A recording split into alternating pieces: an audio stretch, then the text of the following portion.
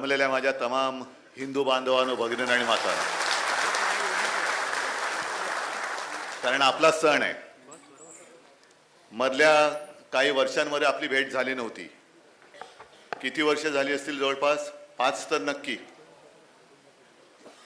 नक्की ना, 5 वर्ष तर किमान झाली. नाहीतर त्याच्या आधी गणपती बाप्पाच्या दर्शनाच्या पूर्वी आपलं सगळ्यांचं दर्शन घडायचं. आणि तुम्हाला मी खास धन्यवाद देतो की मध्ये थोडंसं अंतर जरी पडलं असलं तरी तुम्ही नातं तुटू नाही दिलेलं. त्याच्याबद्दल खास तुम्हाला धन्यवाद देतो. आणि आज खास करून तुम्हाला एवढ्यासाठी बोलवलं आहे का विश्वासाने आणि हक्काने बोलवलेलं आहे. कारण यापूर्वी ज्या ज्या वेळेला मी तुम्हाला बोलवलं आणि काही गोष्टी ज्या सांगितल्या त्या तुम्ही जशाच्या तशा अंमलात आणल्या. मग आपली मी मुंबईकर ही संकल्पना असेल, मलेरिया डेंग्यू त्याच्या साथीच्या बाबतीत कसं सावध राहायचं. मला आठवतंय की आपली एक अशीच कुठेतरी बैठक होती. मलेरिया डेंग्यू तेव्हा जोरात होता. समोर इकडे व्यासपीठावरती महापालिकेचे काही कर्मचारी अधिकारी काय करावं आणि काय करू नये याचं प्रात्यक्षिक दाखवताना मी समोर बसलो होतो. माझ्या बाजूला महापालिकेचे कदाचित आयुक्त असतील अथवा दुसरे अधिकारी असतील आणि त्यांनी मला सांगितलं कानात की उद्धवजी, याच सभागृहात डेंग्यूच्या आळ्या मिळाल्यात. म्हटलं आता मला आता करायचं काय. मग बघायला लागलो कोण कोण खाजवतंय. तसं कोणी खाजवलं नाही, कोणाला तसं काही झालं नाही. एक आपण जबाबदारी म्हणून गणपती उत्सव पार पाडतोय, साजरा करतोय. कारण आजच्या मुंबईला कोणी तसा वालीच राहिलेला नाही, मायबापच नाहीये, सोडून दिलेलं आहे सगळं. जवळपास 2-1 वर्ष महापालिका बरखास्त करून ठेवले. त्याच्यामुळे नेमकं जायचं कोणाकडे आणि कोणी लोकप्रतिनिधीच नाहीये. नाहीतर यापूर्वी असं कधीच झालेलं नव्हतं. वॉर्डाचे प्रश्न तिथल्या तिथे आपले नगरसेवक होते. त्या नगरसेवकांच्या माध्यमातून आपण महापालिका प्रशासनाकडे जायचो, वॉर्ड ऑफिसमध्ये जायचो आणि प्रश्न सुटत होते. आता कोणाचा पायपोस कोणात राहिलेला नाहीये. नुसती एकमेकाकडे बोटं दाखवत आहेत. कोणी केलं, झालंय खरं, घडलंय खरं, पण आम्ही नाही, आम्ही नाही, आम्ही नाही. आणि आता विनोद तुम्ही बोललात ते तसं पाहिलं तर थोडंसं सांकेतिक असेल की विसर्जनाच्या तलावाच्या त्या बॅनरवरती मुख्यमंत्री आणि इतर सगळ्यांचे फोटो असतात. मला वाटतं ते सांगतात की कोणाचं विसर्जन केलं पाहिजे.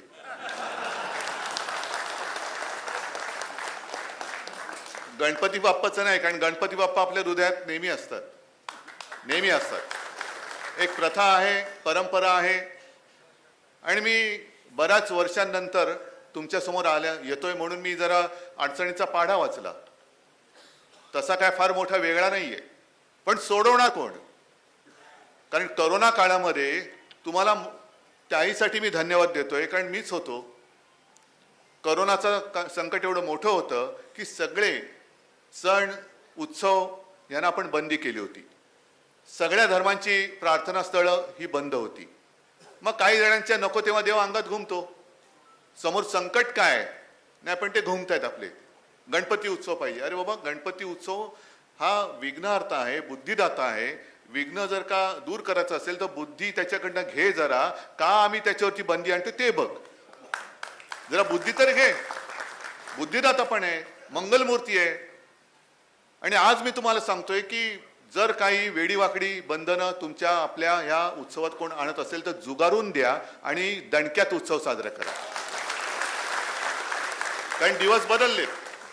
तेव्हाचा काळ तो काळ होता तो तसाच होता.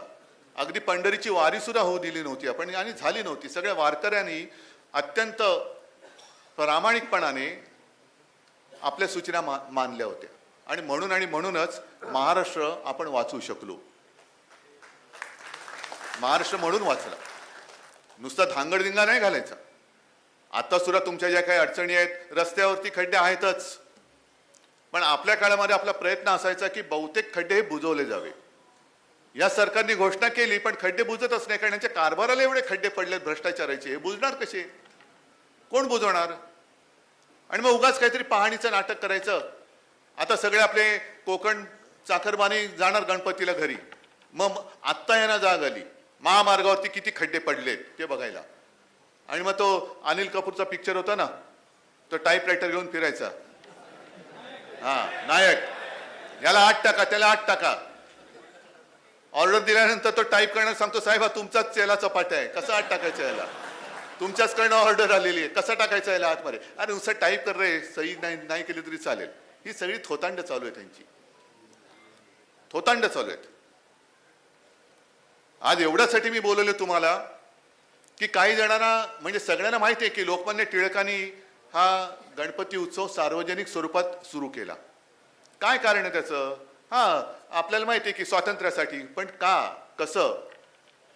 मग ज्यांनी वाचलं असेल, ज्यांना माहिती आहे त्यांना याची कल्पना नक्की असणार की तो जो काय काळ होता स्वातंत्र्यपूर्व काळ, आणि मग लोकमान्य टिळक, तेव्हा लोकमान्य ही उपाधी त्यांना लागलेली नव्हती, पण टिळक आणि आगरकर हे तेव्हाचे जे क्रांतिकारक होते, वासुदेव बळवंत फडके मोठा क्रांतिकारक, त्यांचं बंड सगळे ते बघत होते. त्याच काळात ते घडत होतं. त्यांच्या व्यायामशाळेमध्ये टिळक जात होते, आणि खटला जेव्हा सुरू झाला त्या खटल्याला सुद्धा टिळक आगरकर जाऊन बसायचे, कसं चाललेला खटला. आणि जेव्हा निकाल लागला तेव्हा टिळकाने एवढं दुःख झालं की अरे क्रांतिकारक शूर हा नाही वाचू नाही शकलो आपण याला. का नाही वाचू शकलो? कारण त्यांनी ज्याच्यासाठी केलं, ज्या देशासाठी केलं, त्याच्या मागे लोक नावाची शक्ती उभीच राहिली नाही, म्हणून ते असे वासुदेव बळवंत फडके गेले फासावर. मग किती जणांनी शहीद व्हायचं, किती जणांनी जरी बंड केलं, क्रांती केली, तरी असेच सगळे बळी जातील, पण देश स्वतंत्र होणारच नाही. कारण तो जो काय काळ होता सगळं चिडीचूप होतं. मग आत्ताचा काळ आणि तेव्हाचा काळ काय थोडं साम्य असेल, थोडा फरक असेल. आता स्वातंत्र्यात आहोत, पण खरं स्वातंत्र्य आपण उपभोगतोय का? सगळ्या गोष्टी म्हणजे ज्या एका उत्सवातून, म्हणजे मी तर नेहमी सांगतो की लोकमान्यांनी सणाची चळवळ केली स्वातंत्र्यासाठी, आणि मग आपण चळवळीचा उत्सव केला, आणि लोकमान्यांनी तेव्हा ठरवलं की सगळा जो समाज आहे तो प्रभावपतीत झालेला आहे, पूर्णपणे असंघटित आहे, जाग गेलेली आहे, सगळं असं विखुरलं गेलेलं आहे. ह्यानं एकत्र आणलं पाहिजे, ही शक्ती जागी केली पाहिजे. कारण जोपर्यंत लोक नावाची शक्ती ही जागी होत नाही तोपर्यंत स्वातंत्र्य मिळणं शक्य नाही. मग कसं करणार? मग त्यांच्या मनात जी कल्पना आली की हा एक सण आहे जिथे हजारो लोक, लाखो लोक ही एकत्र येऊ शकतात, एकमेकाशी बोलू शकतात, आणि त्या उत्सवाच्या माध्यमातून आपण काही संदेश हा जनतेपर्यंत पोहोचवू शकतो की तुम्ही काय केलं पाहिजे. आणि मग तिथून सुरुवात झाली. सुरुवात झाल्यानंतर आज इथपर्यंत आपण आलो.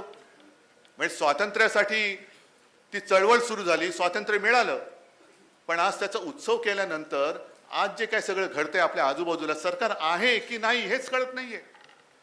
तुम्ही जो मूर्तीच्या उंचीचा उल्लेख केला, गणपती बाप्पाची मूर्ती आहे ना, आज सुद्धा आपला सुधीर बसला इकडे, लालबागचा राजा तेवढाच दिमाखात आहे, गणेश गल्लीचा राजा तेवढाच आहे, 20-22 फुटाचा आहेच, असे आणखीन अनेक आहेत. शैलेश असेल तर अंधेरीचा राजा तिकडे असतो. पण ही मूर्ती बनवताना आपण खूप काळजीपूर्वक करतो. अगदी तिची प्रतिष्ठापना झाल्यानंतर विसर्जन होईपर्यंत कुठेही त्या गणपती बाप्पाच्या मूर्तीचा अवमान होणार नाही ह्याची पूर्णपणे दक्षता ही आपण घेता. म्हणून त्या उत्सवाला एक वेगळीच एक आनंदाची झालर असते.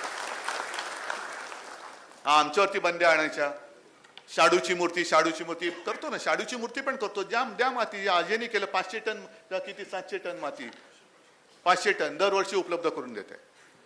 मग जशी ही जबाबदारी आम्ही घेतो तशीच तुम्ही आमच्या छत्रपती शिवाजी महाराजांच्या पुतळ्याची जबाबदारी का नाही घेतली?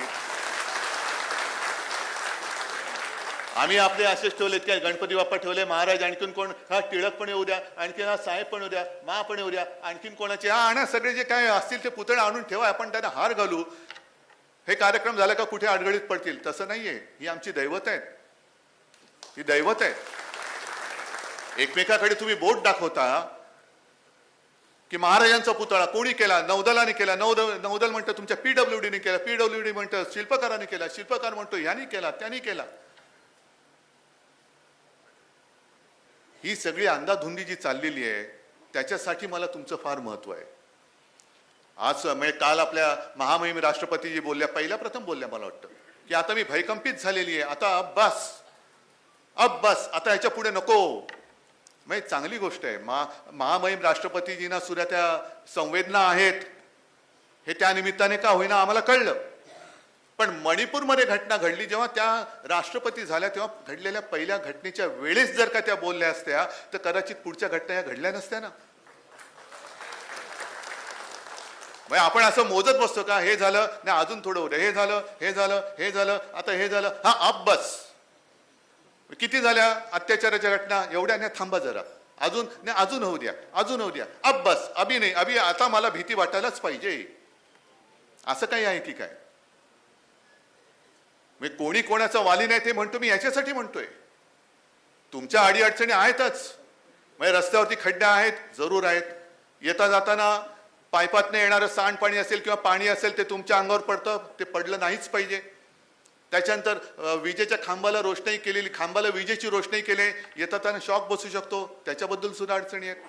या सगळ्या अडचणी, सुनील तुम्ही आहात, अनिल तुम्ही आहात, विनोद तुम्ही आहात, सगळेजण आपले आहेत. उद्या किंवा परवा जा आयुक्तांकडे, बसा त्यांच्या डोक्यावरती आणि सांगा ह्या आम्हाला सोडून पाहिजेत गणपती उत्सवाच्या आत.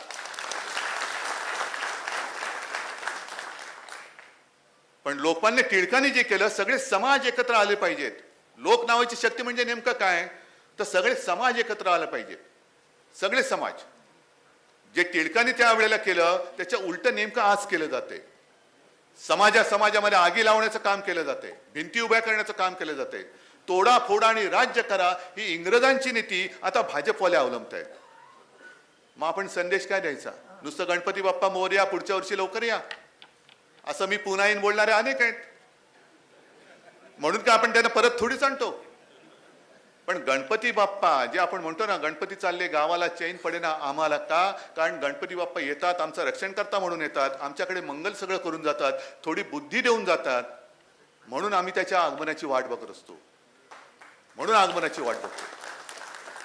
आणि मग ही जी तुम्ही सगळी मंडळ आहात, गणपती उत्सव मंडळ, नुसतं मंडळ म्हणजे काहीतरी एक सण साजरा करायचा म्हणून नका तुम्ही काम करू. तुम्ही सुद्धा मी म्हणेन त्या दिवसांसाठी एक सांस्कृतिक पीठ बनलं पाहिजे. का गणपती हा इथला गणपती का प्रसिद्ध आहे? नवसाला पावतो, जरूर पावत असेल, पण त्याहीपेक्षा ह्या इकडे गेल्यानंतर मला माझ्या मुलाबाळांना घेऊन, पत्नीला घेऊन तिकडे जावं असं वाटतं. कारण तिकडे गेल्यानंतर मला काहीतरी शिकायला मिळतं, नवीन संदेश मला मिळतो, नवीन काहीतरी मिळतं जे इतर कुठे कोणी शिकवत नाही, ते तिकडे गेल्यानंतर कळतं. मग तुमचे जे काही देखावे असतात त्या देखाव्यात नाही सांगू शकतो आपण. जसं मी मुंबईकर सांगितलं होतं, मलेरिया डेंग्यूच्या बाबतीत सांगितलं होतं, तसंच आत्ताचं सुद्धा जे आहे, ह्या दोन महत्वाच्या गोष्टी. एक समाजामध्ये आगी लावण्याचं जे कारस्थान चाललंय, आम्हाला राज्य पाहिजे, तुम्ही मेलात तरी चालेल, दंगली झाल्या तरी चालतील, पण आम्ही सत्तेवरती राहिलो पाहिजे. हा नतद्रष्टपणा, ही वृत्ती, ह्याचं विसर्जन करण्यासाठी म्हणून गणपती बाप्पाच्या उत्सवाची मी वाट बघतोय, म्हणून वाट बघतोय. आणि दुसरी नक्कीच एक गोष्ट आहे ती म्हणजे महिला सुरक्षितता. उत्सवामध्ये लाखो करोडो लोक येतात, त्यांना सुद्धा आतापर्यंत असं कधी घडलं नाही आणि पुढेही घडणार नाही, कारण तेवढे तुम्ही सगळे मर्द मावळी समर्थ आहात, नक्की समर्थ आहात. पण आपण लोकांना जे काही द्यायचंय, जसं कोरोनाच्या काळामध्ये मी एक संकल्पना मांडली होती, माझे कुटुंब माझी जबाबदारी, तीच संकल्पना आहे. घराघरामध्ये माता भगिनी आहेत, मुली आहेत, मग माझी माता म्हणा, माझी बहीण म्हणा, माझी मुलगी म्हणा, ह्याची जबाबदारी माझी आहे. ही जबाबदारी घेणारे आपण सगळे तिचे भाऊ असले पाहिजे. कारण बहीण सुरक्षित तर घर सुरक्षित, आई सुरक्षित तर घर सुरक्षित, आणि घरातली महिला सुरक्षित म्हटली तर मगच आपण समाज सुरक्षित ठेवू शकतो. नाहीतर काय सगळीकडे वातात चाललेले आणि मोठ्या समाज सुधारण्याच्या गोष्टी करताय. अरे तुझं घर बघ पहिला आधी, घरामध्ये काय चाललंय, घरामध्ये कसला काही पत्ता नाहीये. म्हणजे आपल्या डोळ्या देखत मला आजही आठवतंय, माझ्याकडे टेप केलेलं आहे माझ्या आजोबांचं शिवसेनेच्या पहिल्या दसरा मेळाव्यातलं भाषण, आणि त्यांनी सांगितलेलं होतं की जर आपल्या समोर कोणी माता भगिनींना छेडलं तर काढकने कानाखाली आवाज काढला पाहिजे, तर मी म्हणेन तो शिवरायाचा मावळा आहे. पोलीस काय करतील, कारण पोलीस असे असतात असं माझं म्हणणं नाहीये, पण पोलिसांवरती दबाव आणला गेला, तक्रारच घेऊ नका. पोलीस काय करणार? खरं म्हणजे पोलिसांना असं वागता कामा नये. पोलिसांनी पोलिसांचं कर्तव्य केलंच पाहिजे. उगाच जसं बदलापूरमध्ये घडलं, कोणाच्या तरी म्हणजे अगदी भाजप का RSSच्या संबंधित असलेली ती शाळा असं म्हणतात, अजून त्याचा काही खुलासा नीट झालाच नाही. पण तिकडे पोलीस स्टेशनला खेट्या घालून सुद्धा तक्रार घेतली जात नाही. तक्रार घेतल्यानंतर पुढे तपास केला जात नाही. अटका, हे सगळं उद्रेक झाल्यानंतर तुम्ही अटका करता आणि त्याच्यानंतर जे आंदोलनाला उतरलेत त्यांच्यावरती गुन्हे दाखल करता. मग तोच गुन्हा, ती जागरूकता तुम्ही त्या अत्याचार करणाऱ्याबद्दल का नाही दाखवलीत? का नाही दाखवलीत तुम्ही? जो संताप येतो तो इकडे, आम्हाला शक्ती कायदा पाहिजे, जरूर पाहिजे, पण आत्ताचा कायदा सुद्धा तेवढाच सक्षम आहे.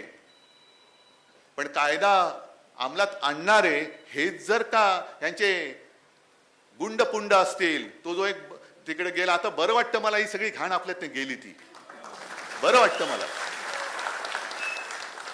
पण तो जो एक तिकडचा होता, त्याचं नाव पण मला घ्यायची इच्छा नाहीये, त्याने त्या पत्रकाराला सांगितलं का तुझ्यावरती अत्याचार झालाय का? अरे कोणत्या तोंडाने तू बोलू शकतोस? अजूनही त्याच्यावरती पक्षाचे हे बाळासाहेबांचे विचार आहेत. हे शिवसेना प्रमुखांनी तुम्हाला आम्हाला हे शिकवलंय? अत्याचार झाला तरी चालेल, पण महिलेशी असं उर्मटपणाने बोला, हे शिवसेना प्रमुखांचे विचार नाही. छत्रपती शिवाजी महाराज तर तेव्हा शिरच्छेदच केला असता, पण तो दिवस आता नाहीयेत. कायदा वगैरे सगळं आहे. बाळासाहेब असते म्हणाले असते ते तंगड तोडून ठेवा. अजूनही त्याच्यावरती पक्षाची कारवाई नाही, म्हणे आम्ही बाळासाहेबांचे विचार घेऊन चालत. अरे गद्दारांनो, हे बाळासाहेबांचे विचार नाहीत, अजिबात नाहीये. अजून तिकडे काही हालचाल होत नाही. त्याच्यावरती मध्ये बातमी आली होती, त्याच्यावरचा FIR गायब झाला. खरं खोटं देव जाणे. पण आपल्या इकडे आपण जसं काल आता आपण मालवणमध्ये गेलो होतो, म्हणजे मी नव्हतो गेलो, पण आदित्य वगैरे आणि सगळे तुमच्यापैकी गेले असतील. काय होतं तिकडे? का राडा करायला गेलो होतो? आमच्या छत्रपती शिवाजी महाराजांचा पुतळा 8 महिन्यात पडतो. पूर्वी एक दादा कोंडकेंचा पिक्चर होता, बोट लावून तिथे गुदगुल्या आहे ना, म्हणजे अजूनही बोललं तरी हसायला येतं. आता मोदी नवीन करतायत, हात लावून तिकडे सत्यानाश आहे ना. म्हणजे तो अजून तो सामना हरला, त्याचं कारण हेच आहे. म्हणजे हात लावून तिकडे सत्यानाश, हे नवीन आहे. ही यांची गॅरंटी कि ये मेरी गारंटी है, जिधर हाथ लगाऊंगा उधर सत्यानाश होना ही चाहिए, ये मेरी गारंटी है. या अशा सडक्या गॅरंटी आपल्याला नको आहेत. आणि म्हणून आता हा योगायोग आहे. ती एक कविता, सुनो द्रौपदी शस्त्र उठा लो, अब गोविंद ना आएंगे. काल आपल्या राष्ट्रपती बोलल्या, त्यांचं नाव नेमकं योगायोगाने द्रौपदीच आहे. आता राष्ट्रपती महोदया, तुमच्याकडनंच आम्हाला अपेक्षा आहे, कारण पंतप्रधान उद्या येत आहेत. ज्यांना मणिपूरमध्ये जे घडलं त्याच्याबद्दल बोलायला काही काळ जावा लागला, आता उद्या आल्यानंतर बदलापूर बद्दल ते काय बोलतील, नाही बोलतील, का बंगाल बद्दल बोलतील, हे उद्या मला कळेल. हे सगळं नासून टाकणारं काम चाललेलं आहे. हे नुसतं राजकारण नाहीये, हे आयुष्य नाचतंय आपलं. आणि म्हणून तुम्ही जो काय उल्लेख केला की मंडळांना पैसे दिले जातात, देत असतील, कारण मंडळाला उत्सव चालू ठेवावा लागतो. पण म्हणून तुम्ही तुमचा आत्मा नका विकू, एवढीच माझी एक विनंती. आत्मा नका विकू तुम्ही. हा, उत्सवासाठी पैसे कोण देत असेल घ्या, ठीक आहे. म्हणून गणपतीच्या जागी माझा फोटो लावा, नाही पहिल्यांदा लात मारून त्याला हाकलून द्या. असे काही येतील, काही लोक असे येतील. कारण आता मोदीजीच म्हणाले स्वतः की मुझे लगता है की ऊपर वाले ने मुझे भेजा है. मग उद्या काय त्यांची मूर्ती लावून पूजा करणार का, आरती करणार? याच्यामध्ये राजकारण येऊ देऊ नका. तुम्ही सगळे शिवसैनिक किती असाल, कारण सगळे गणपती मंडळवाले आहात. शिवसेनेचे विचार तुम्हाला किती पटतात मला माहिती नाही, पण मी एक मराठी आणि हिंदू म्हणून तुम्हाला सांगतोय की आयुष्य आणि तुमचा आत्मा विकू नका, प्रामाणिक राहा. कारण गणपती हे एक प्रतीक आहे, तो विघ्नहर्ता आहे. पण विघ्नहर्ता म्हटल्यानंतर माझ्या भगिनीवरचं संकट निवारण करणारा विघ्नहर्ता प्रत्येक तुमच्या हृदयामध्ये असला पाहिजे. कारण तेव्हा तुमच्या रूपातनं तिला गणपती धावून आलेला दिसला पाहिजे की अरे माझा बाप्पा माझ्यासाठी धावून आला, माझा भाऊ माझ्यासाठी धावून आला. कारण मी अनेकदा बघितलेले, आता मी जास्त सार्वजनिक गणपती उत्सवाला जात नाही, कारण पूर्वी दुपारी सुरू करायचो तर पहाटेपर्यंत घरी जायचो. कारण एका ठिकाणी गेले का बाजूचा येऊन उभा राहायचं, बाजूचा, आणि मग नाही कोणाला म्हणायचं. पण मी स्वतः बघितलेलं, लालबाग परळ असेल, उपनगरात असेल, गर्दीची म्हणजे नुसती गर्दी असते, शिस्त असते. पण कदाचित लालबागच्या राजाच्याच इकडे असेल की एक बाळ तानं बाळ, हे म्हणजे गणपतीपासून काही अंतरावरती होते, कधीपर्यंत पोहोचणार, कारण बाळाची सुद्धा त्याच्या बाळाच्या वेळेप्रमाणे आपल्याला सगळं बघावं लागतं. मग काय केलं, कदाचित ते नवसाने झालं असेल. म्हणून त्याने पुढच्याच्या हातात दिलं, ते पुढच्याच्या हातात गेलं, पुढच्याच्या हातात तिकडे गणपतीच्या पायावर ठेवलं गेलं आणि तसंच ते बाळ परत सुखरूप त्याच्या आईच्या हातमध्ये आलं. हा जो विश्वास आहे की अरे माझं बाळ, मी याच्यात माझी ओळख आहे की नाही माहिती नाही, मला ह्याच्याशी ओळख आहे की नाही माहिती नाही, तर आणखी तिकडे असतात त्याची तो ओळख असण्याचा संबंधच नाहीये, पण ते इथे याला दिलेलं बाळ माझं त्या गणपती बाप्पाच्या पायावर ठेवून ते परत माझ्या हातात सुखरूप मिळेल, हा जो विश्वास आहे ना, हे आपल्या उत्सवाचं फार मोठं यश आहे. हे यश आहे. आणि काही जण मला म्हणतात, तुम्ही काय म्हणे अंधश्रद्धाळू आहात, गणपती बाप्पा पावतो. पावतो की नाही पावत, हा मनाचा विचार आहे. जसं आता काही गणपती मंडळ ही सामाजिक उपक्रम करतात, जसं ज्याचा उल्लेख अनिल परबांनी केला, रक्तदान शिबिर असतील, आरोग्य शिबिर असतील. मग ज्यांना रक्ताची गरज असते आणि ते गणपती बाप्पाकडे गेल्यानंतर गणपती बाप्पा मंडळाच्या माध्यमातून त्यांना रक्त देत असेल तर गणपती बाप्पा पावला की नाही पावला. ज्यांना शिक्षणाची सोय नाही गणपती बाप्पाकडे नवस करतात, पण गणपती बाप्पाला नवस केल्यानंतर ते मंडळ जर त्याला पाठ्यपुस्तक आणि सगळे देत असेल तर तो गणपती बाप्पा पावला की नाही पावला. मी अंधश्रद्धाळू नाहीये, अजिबात नाहीये. अंधश्रद्धेला माझ्या आजोबांना आणि माझ्या वडिलांप्रमाणे माझाही विरोध आहे, पण श्रद्धा आणि अंधश्रद्धा याच्यामध्ये तुम्ही गफलत करू नका. आपण जे काय करतो चांगल्या मनाने जातो आणि मागितल्यानंतर हे गणपती बाप्पा म्हटल्यानंतर ही उत्सव मंडळ तुम्ही आहात, ही जी काय आपली सामाजिक कार्य आहेत, ही कार्य ही अधिक अधिक अधिक आपल्या दैवतांवरचा आणि आपल्या चांगल्या कामावरचा विश्वास आणि श्रद्धा वाढवणारी तुम्ही लोक आहात. तुम्ही लोक आहात. म्हणून मला असं वाटतं की तुम्ही सगळेजण, जर का मी असा शब्द वापरला की तुम्ही सगळे गणपती बाप्पाचे दूत आहात, काय चूक आहे, काय चूक आहे. आणि जर का असं समजा की मी गणपती बाप्पाला नवस केला आणि तो नवस मला पावला, मग तुमची काय गरज आहे, मी बघून घेईन मी आणि गणपती बाप्पा, मग मला मंडळाची काय गरज आहे. पण मंडळाच्या वेळेला जेव्हा मी येतो, सार्वजनिक गणपती उत्सवाच्या मंडळाच्या मंडपात येतो, तेव्हा मला काहीतरी नवीन दिसतंय की अरे नाही, ही जबाबदारी माझी आहे, माझ्या आईची, माझ्या बहिणीची, माझ्या मुलीची रक्षणाची जबाबदारी माझी. म्हणजे केवळ माझी नाही, ती जेव्हा गावात आपल्या कामावरती जाते, शाळेत जाते, रुग्णालयात जाते, तेव्हा आपली बहीण असो वा नसो, ती जी असते ती माझी बहीणच आहे, या भावनेतनं सगळे जर वागायला लागले तर महिलावरचा अत्याचार थांबेल की नाही थांबणार. मग उगाच कोणाला तरी दोष देण्यात अर्थ नाही. सरकार काय करेल, सरकार आहे का, मला तर दिसतच नाही सरकार. मग सरकार म्हणून कोण, आपणच आपल्याला जे सुनो द्रौपदी शस्त्र उठालो, आता शस्त्र तशी घेण्याची गरज नाही, पण आपण जर का जागे राहिलो आणि आपलं कर्तव्य हे जर का पार पाडलं तर मला असं वाटतं आणखीन कोणाची आपल्याला गरजच लागणार नाही. आणि मग जे काही विसर्जन करायचंय या 2-3 महिन्यामध्ये या सगळ्यांचं तिरबागडं जे सरकार आहे त्याचं विसर्जन करण्यासाठी सुद्धा मी गणपती बाप्पाकडे आशीर्वाद मागतोय की गणपती बाप्पा तू आम्हाला आता असा आशीर्वाद दे की या महाराष्ट्रावरती, देशावरती तर आहेच, पण महाराष्ट्रावरती हे जे संकट गेले 2-2.5 वर्ष बेकायदेशीरपणाने राज्य करते आहे, त्यांचं विसर्जन करण्याची ताकद आणि हिंमत तू आम्हाला दे. आणि हीच एक प्रार्थना गणपती बाप्पाकडे करतो. तुम्हाला सगळ्यांना धन्यवाद देतो. आणि गणपती मंडळामध्ये जे मी काय बोललोय ते काय काय दिसतंय नाही दिसत हे मला तुमच्याचकडनं कळणार आहे. आणि मला खात्री आहे आजपर्यंत जे जे मी सांगितलं ते तुम्ही ऐकलत, कारण मी तुमच्या मनातलं बोललो, तुमच्या मनातलं मी तुम्हाला सांगितलं. तसंच याही वेळेला बहिणीची सुरक्षा, त्याच्यानंतर सामाजिक काम, सामाजिक एकोपा, त्याच्यानंतर थोडी एक जाग, या सगळ्या गोष्टीचं दर्शन हे आपल्या उत्सवाच्या वेळेला दिसू द्या. सगळ्यांना गणपती उत्सवाच्या निमित्ताने शुभेच्छा देतो. धन्यवाद. जय हिंद, जय महाराष्ट्र.